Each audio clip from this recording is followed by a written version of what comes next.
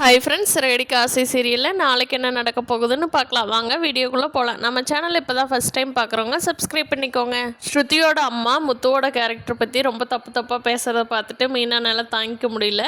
ஸ்ருதியும் ஒரு கட்டத்தில் சொல்லிடுறாங்க, அம்மா எனக்கு ஒன்றும் பிரச்சனை இல்லை, முத்துவோட கேரக்டர் பற்றி உங்களுக்கு தெரியாது, அவர் எவ்வளோ நல்லவர் தெரியுமா, அவர் கூட பழகி பார்த்தவங்களுக்கு மட்டும்தான் தெரியும், அவர் யாருக்குமே எந்த கெடுதலுமே செய்யலை, ஆனால் அவர் எல்லோரும் கெட்டவர்னு சொல்கிறீங்கம்மா, அவர் அவ்வளோ கெட்டவர்லாம் இல்லை, ரொம்ப நல்லவருமா, உங்களுக்கு தான் அவரை புரிஞ்சிக்க முடியல, ஏன் அவங்க அம்மாவே புரிஞ்சிக்கல, நீங்கள் எப்படி புரிஞ்சுக்குவீங்க, வெளியிலிருந்து வர்றவங்க பாவம் அப்படின்னு ஸ்ருதி சொல்கிறாங்க.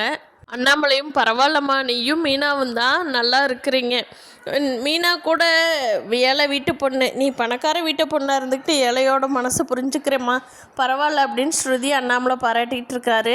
அவங்க அம்மாவுக்கு கோவம் வந்துடுது, என்னடி நான் உனக்கு நல்லது சொல்கிறேன், நீ புரிஞ்சிக்கவே மாட்டேங்கிறியே அப்படின்னு சொல்லிட்டு, சரி என்னமோ பண்ணு, நீ எப்போவோ நம்ம வீட்டுக்கு வா அப்படின்ட்டு கிளம்பி போயிடுறாங்க.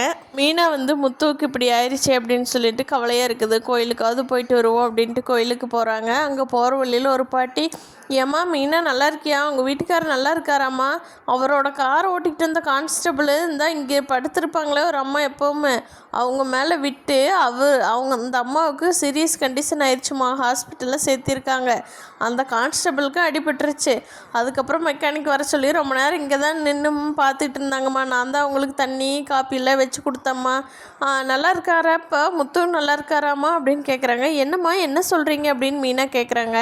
ஆமாம்மா, அந்த கான்ஸ்டபிள் ஓட்டிகிட்டு இருந்தார்ல, அந்த கிளினிக்கில் தான் போய் ஆக்சிடெண்ட் ஆனதுக்கு அவர் கட்டுக்கூட போட்டுட்டு வந்தாரேம்மா, போட்டுட்டு வந்துட்டு கார் ஒரு ஆள் வச்சு ஓட்டிக்கிட்டு போனாரே அப்படின்னு கேட்குறாங்க. ஏம்மா நீங்கள் சொல்கிறது உண்மையா, இதை நீங்கள் போலீஸ் ஸ்டேஷனில் எனக்காக சொல்லுவீங்களாம்மா அப்படிங்கிறாங்க. ஏம்மா உனக்கு சொல்லாமல் நான் என்னம்மா அப்படின்ட்டு போலீஸ் ஸ்டேஷனுக்கு மீனா அவங்களையும் கூட்டிகிட்டு போகிறாங்க.